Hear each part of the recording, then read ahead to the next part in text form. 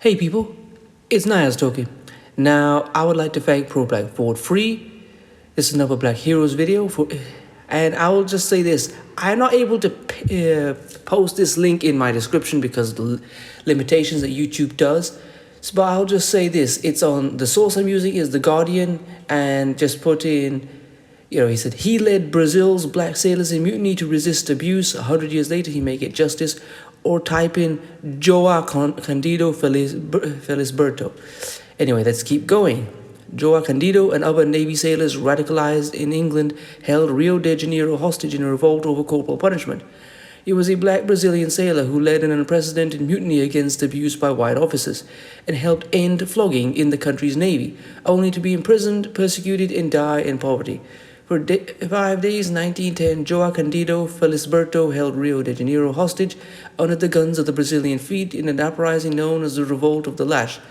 Thousands of black sailors, some of whom had been radicalized when they were sent for training in Newcastle upon Tyne, as in England, joined the mutiny, which took place just 22 years after Brazil abolished slavery. The mutineers achieved their main goal, the end of corporal punishment, but the uprising was swiftly crushed and hundreds were imprisoned. Candido, once dubbed the Black Admiral, was jailed and eventually cashiered from the Navy. Once free, his efforts to find work were blocked by the military and he was forced to scrape a living as a dock worker. Now, however, a new effort has been launched to achieve a measure of posthumous justice.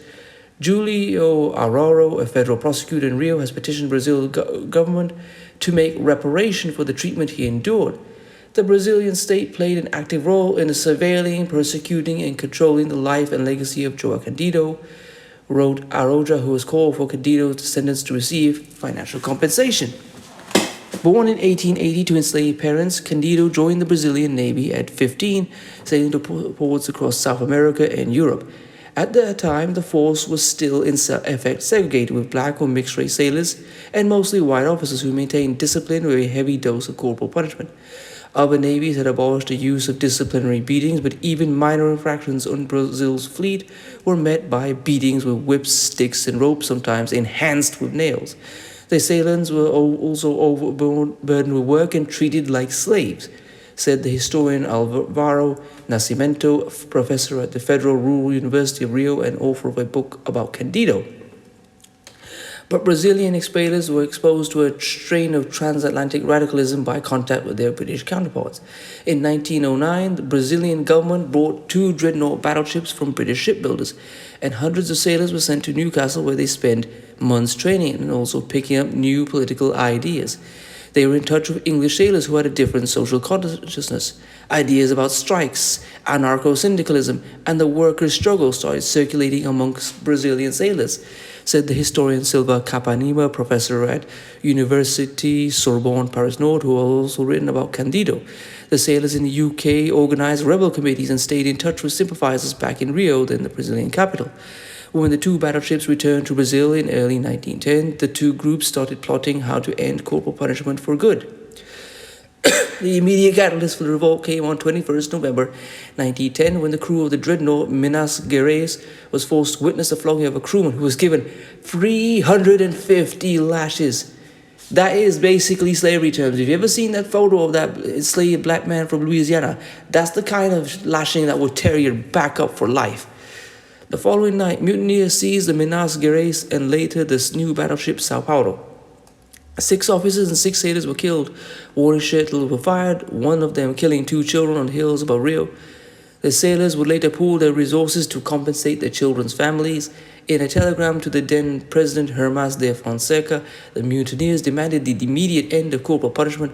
For good measure, they also trained their guns on the Cadet Palace, which housed Fonseca's offices.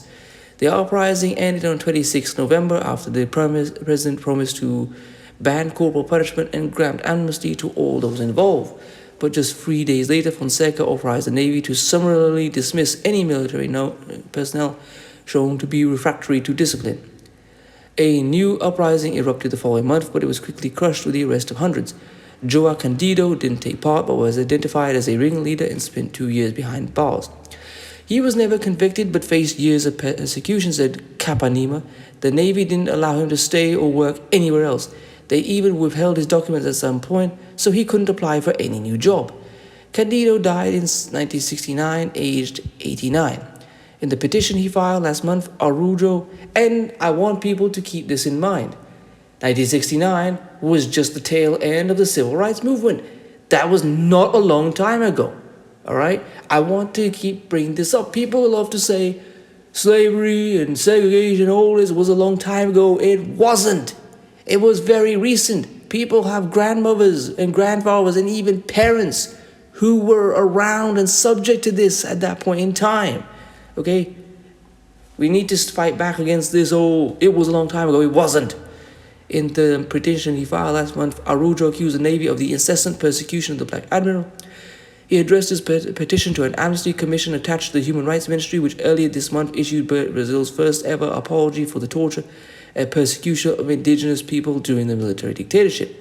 Arujo also called on members of Congress to approve a bill recognizing Joah Candido as a hero of the nation after being approved by the Senate in 2021. The bill is currently stalled in the lower house, reportedly due to the Navy's resistance. And this is the thing. Despite the fact that these events happened over 110 years ago, the Navy still don't want to pardon anyone for their resistance to their massive injustices back in those days. Fiago Andre, a former naval sergeant who left the force to host the Black History's podcast Historia Preta, said that while much had changed since Candido's revolt, many things had remained the same, such as the inequality between officers and lower-rank personnel. But he cautioned that such issues were not restricted to forces. When someone says to me, the Navy is very racist, I reply, this is Brazil. Brazil is very racist, said Andre. And that's one of the things I want to point out to people. People talk about the fact that Brazil has a long history of race mixing and there's lots of interracial couples. And I say that doesn't mean anything. Sometimes the most racist people have been the children of these mixed unions. And the thing is, while black people and white people and indigenous people in Brazil may marry and have children and have loving families, the system that controls them is still very racist. And I also want to point this out. You know, you hear a lot about these things, about passport bros and traveling and black men leaving America to travel the world. This is another thing that shows that traveling is a revolutionary thing. These black sailors from Brazil traveled to England and got ideas that they would not have had they stayed in Brazil. So this is another thing. I would say black Americans should travel abroad. They should travel to the near abroad, to Haiti, Jamaica. Well, maybe not Haiti at this moment. Jamaica, the Caribbean, Central and South America, parts of Africa, especially South Africa, and connect with their black brothers and sisters there, because it is very important that black men and women meet other black people around the world, because I think a lot of this hostility that you see, this FBA, ADOS, and talk about the divisions, it comes from just a lack of contact between one group and another. I think if there was more contact and more direct exposure, a lot of these barriers would be, and preconceptions would be removed. But anyway, please comment, rate, share, and subscribe. Peace.